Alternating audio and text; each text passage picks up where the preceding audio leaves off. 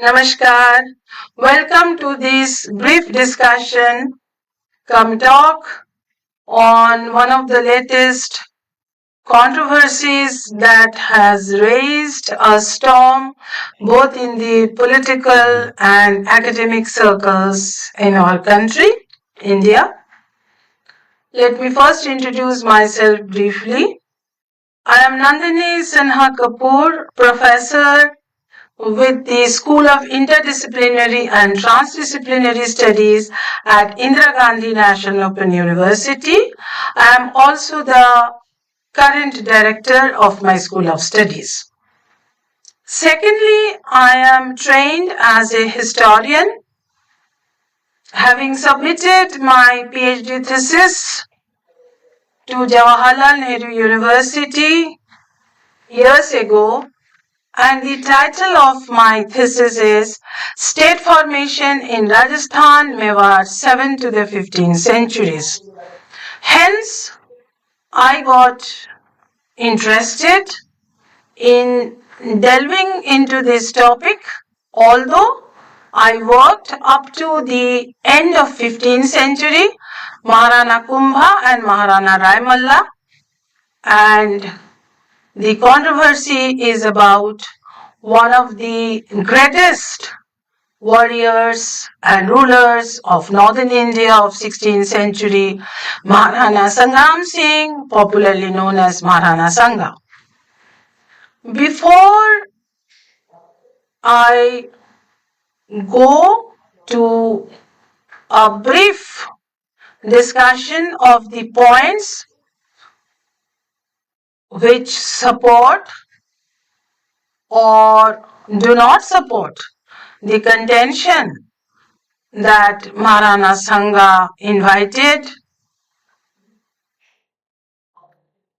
Babur, the founder of Mughal Empire, to India to defeat Ibrahim Lodi or not.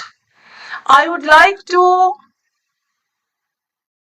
mention one of the most popular topics in the context of medieval Indian history, whether India had the concept of nation or nationhood in the 16th century. I do contest the contention of a senior historian of Mughal India. I shall not take the name, but the article has been published recently in India Today in the wake of this controversy about Maharana Sangram Singh. According to him, India did not have the concept of nation and nationhood in the 16th century. The entire concept of nation and nationhood and nationalism began in the world history only in 19th century. This is entirely an Eurocentric perception of world history. It is entirely a Eurocentric perception of Indian history because I taught modern European history also for 17 long years in Delhi University before I joined Indira Gandhi National Open University in 2009. One of the most important and popular topics in the modern European history or in the world history is the unification process of Italy and unification process of Germany, which took place respectively in 1870 and 1871. Why should we be taking our reference only from European history? What happened to our historical sources before the coming of the Turks as well as Central Asians. Having been trained in ancient and early medieval Indian history, I must share with all of you that the concept of Jambudvipa and Bharatvarsha are repeatedly mentioned in the early Puranas, which are dated between the 2nd and the 5th to 6th centuries AD. That is Gupta period in speciality, such as Markandeya Puran, Matsya Puran, Vishnu Puran, and Shiva Puran, among others. So it goes without saying, the concept of the Indian subcontinent in the phrase Jambudvipa and Bharatvarsha were nothing new to the Indians as late as 16th century. Definitely, we had regional states, regional kingdoms, but the concept of Rashtra as Bharatvarsha or the entire Indian subcontinent as Jambudvipa definitely existed much before 16th century in Indian history and in the Indian perception. Now, let us come to their main points. Now, what are the points that support or they do not support about Maharana Sangram Singh? Whether he had invited Ibrahim Lodi, whether he had invited Babur to invade India in order to contain Ibrahim Lodi. Now there are three important points which I shall very briefly mention. Firstly, the only historical source that historians and public alike are quoting in favor of Maharana Sangram Singh inviting Babur is Babur Nama or Tuzuki Baburi, memoir of Babur. Let us remember Babur Nama does mention that Babur received delegation from Daulat Khan Lodi, governor of Punjab, and Alam Khan Lodi.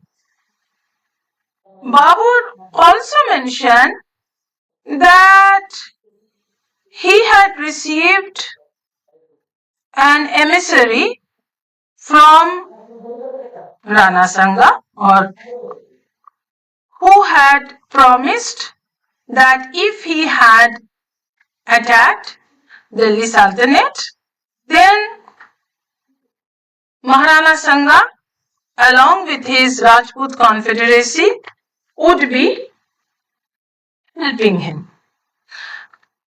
But let us not forget that Babur Nama repeatedly refers to Babur's own motivation for invasion of northern India. Let us not forget that Babur had already made two great incursions into Punjab. So Babur did not invade northern India only at the invitation of Daulat Khan Lodi, Alam Khan Lodi or Maharana Sanga. He would have on his own definitely invaded northern India since his eyes were very much set on India. Secondly, there is no other historical source of 16th century, especially from Rajasthan, to mention anything about this alliance, that there was an alliance between Maharana Sanga and Babur when it came to the foundation of the Mughal Empire in northern India. Secondly, or thirdly rather, more importantly, Ibrahim Lodi was not that politically and militarily that powerful for Maharana Sanga to take help from an invader, from a Central Asian ruler or a Central Asian chief like Babur.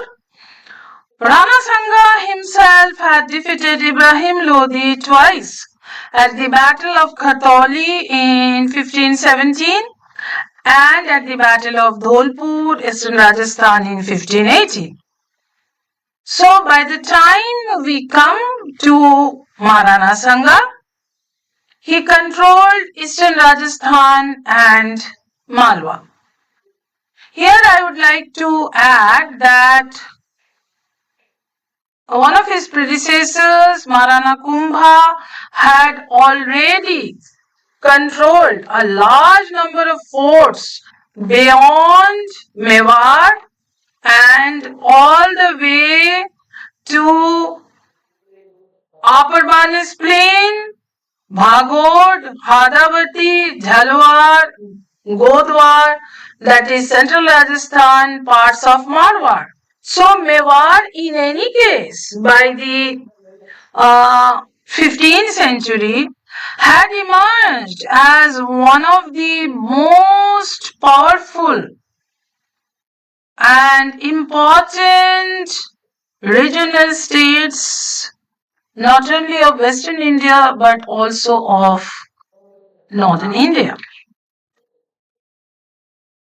Hence, Maharana Sanga did not need any military help from a foreign invader to defeat Ibrahim Lodi. Fourth point, if really there was a political or a military alliance between Mewar and the invading Babur and his army, then what was the need at all for Battle of Khanwa? The Battle of Khanwa was very fiercely fought between Maharana Sanga and the Mughal Babur. And let us remember that Maharana Sanga was leading a confederacy of Rajput rulers, including two Muslim rulers, very, very important and interesting, Hasan Khan Mewati and Mahmud Lodi, son of Sultan Sikandar Lodi, were very much in Rana Sanga's confederacy. Hence, Maharana Sanga was definitely one of the most acknowledged and most powerful rulers of northern India at the time of the coming of the Mughals and their invasion. And finally, but not the least, I would like to mention that Babur himself had acknowledged that one of the latest rising rulers of northern India is Rana Sanga. With that, I conclude my brief discussion. Thank you for your patient hearing. Namaskar.